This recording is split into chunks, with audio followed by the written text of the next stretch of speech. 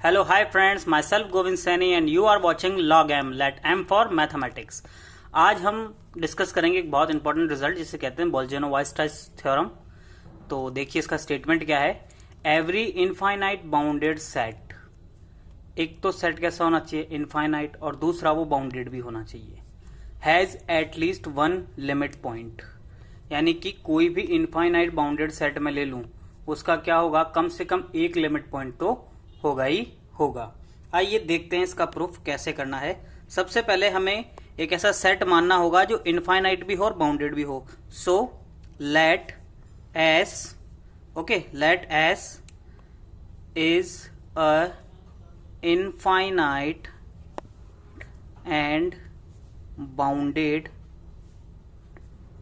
Subset of are.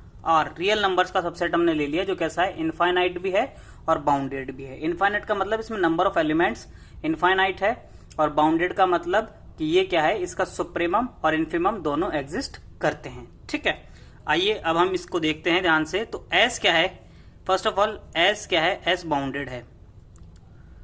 S bounded है। S के bounded होने से क्या हो जाता है, एस के बाउंडेड होने से मैं कह सकता हूं कि देयर एग्जिस्ट अ स्मॉल के और एक कैपिटल के।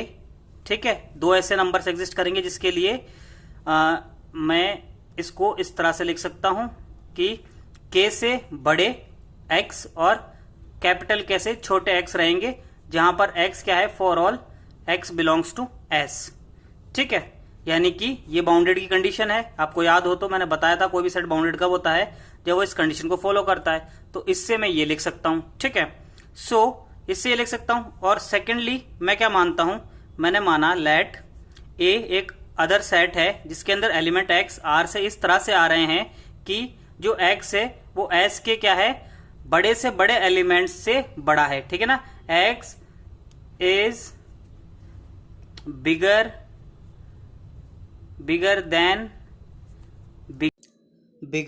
Then biggest finite element of S. So if the element of A are the biggest finite element, और अगर मैं ध्यान से देखूं तो S क्या है, इनफाइनाइट है। और इनफाइनाइट होने की वजह से क्या हो जाएगा कि इसके अंदर कोई भी ऐसा एलिमेंट नहीं होगा जो फाइनाइट एलिमेंट कंसिडर किया जा सके, यानी कि इसमें फाइनाइट एलिमेंट तो है नहीं। तो फाइनाइट एलिमेंट नहीं होने के कारण फाइनाइट एलिमेंट से बड़ा एलिमेंट भी नहीं आ सकता। और जब फाइनाइट एलिमेंट से बड़ा एलिमेंट नहीं आ सकता तो मैं क्या कह सकता हूँ कि जो एस है वो कैसा, एस के जो ये सबसेट ए बन रहा है वो कैसा होगा, वो इसके सभी एलिमेंटों से बड़ा ना रहकर कैसा रहेगा, एक्स जो है वो छोटा रहेगा। ठीक है, तो एक्स कैसा रहेगा, एक्स रहेगा छोटा एलिमेंट रहेगा एस के सभी एलिमेंट से। तो अब मैं क्या लिख सकता हूँ कि अगर ये छोटा रहेगा तो किस तरह से मैं इसका डिनोटेशन करता हूँ, मैं इसका डिनोटेशन करता हूँ ऐसे। So which implies X is smaller than every element of S. ठीक है ना, एस के सभी एलिमेंटों से क्या है, ये छोटा है। ठीक है, so the third point is कि के जो है वो क्या कर रहा है, स्मॉल के बाउंड कर रहा है किसी यू को, और यू कहां से लिया गया है, यू लिया गया है एस से। यू की जगह मैं एक्स लिख लूं तो भी वही बात है। सो ये कंडीशन यहां से मैं लिख सकता हूं। ठीक है, और ये लिखने से क्या हो गया, विच इंप्लाइज के, स्मॉल के क्या है, स्मॉल के एक ऐसा नंबर है जो क्या है, एस के सभी एलिमेंटों से छोटा है। ठीक है ना, स्मॉल के is smaller than every element of S. ठीक है, एस के सभी एलिमेंटों से छोटा है। दैट मीन्स जो स्मॉल के है क्या वो ए में आएगा, यस।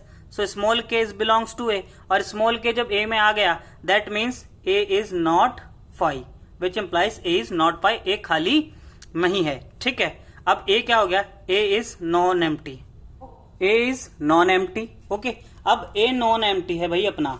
सो एक और चीज अब मैं आगे बढ़ता हूं। ठीक है, मैं आगे क्या बढ़ता हूं, मैं देखता हूं कि यू जो है उससे बड़ा भी एक एलिमेंट है। ठीक है ना, सभी यू जहां for all u belongs to S, ऐसे लिए गए कि सबसे बड़ा एलिमेंट भी है।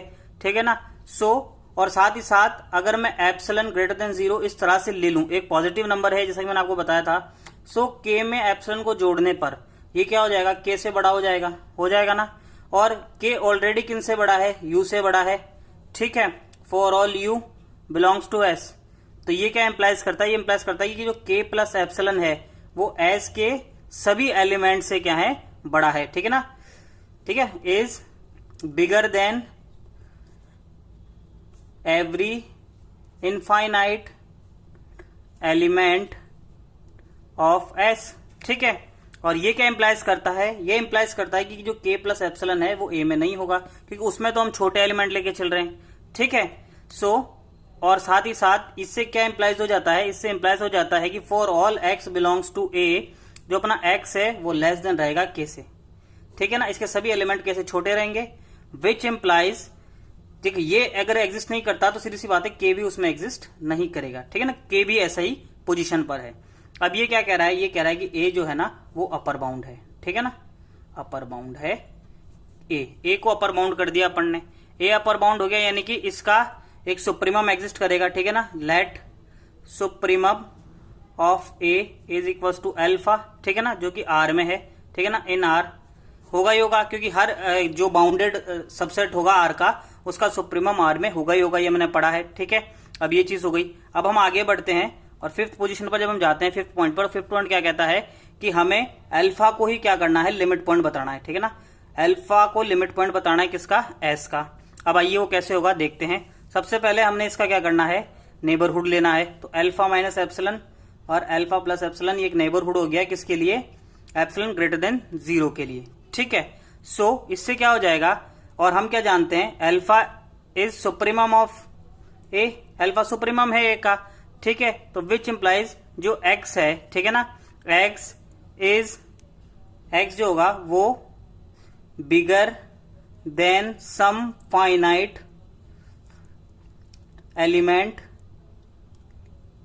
ऑफ s के कुछ ही फाइनाइट एलिमेंट से बड़ा होगा, जो कि इसकी डेफिनेशन थी a की, विच इंप्लाइज, जो कि क्या इंप्लाइज करता है हमें, वो इंप्लाइज करता है कि अल्फा माइनस एप्सिलन अवयवों से ही बड़ा है, ठीक है ना, ये भी इसके कुछ फाइनाइट एलिमेंट से बड़ा होगा, ठीक है ना, it is also bigger than some finite elements, S के कुछ फाइनाइट एलिमेंट से बड़ा होगा, और ये एस के कुछ फाइनाइट एलिमेंट से बड़ा होगा, वो क्या इंप्लाइज करेगा कि एस के थोड़े ही एलिमेंट क्या है इसके इस साइड में है, ठीक है ना, सो अल्फा माइनस एप्सिलन के इस साइड में, ठीक है ना, दैट इज लेफ्ट साइड में सम एलिमेंट्स हैं, ठीक है ना।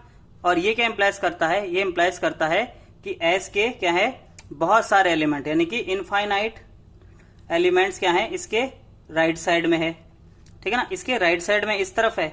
सो which implies that alpha plus epsilon doesn't belongs to A, ये तो हम जानते हैं क्योंकि ये इधर आ जाता है और इसके अंदर बिलोंग्स नहीं कर रहा। विच इंप्लाइज जो अल्फा प्लस एप्सिलन है, ठीक है ना, वो क्या है, एस के काफी एलिमेंटों से क्या है, बड़ा है, ठीक है ना, ये एस के काफी एलिमेंटों से बड़ा है, ये एस की काफी, ये क्या इंप्लाइज करता है, ये इंप्लाइज करता है कि जो एस है, ठीक है ना, उसके खूब सारे एलिमेंट अल्फा प्लस एप्सिलन के लेफ्ट साइड में आ जाएंगे, ठीक है ना, जैसे कि आप देख रहे हैं।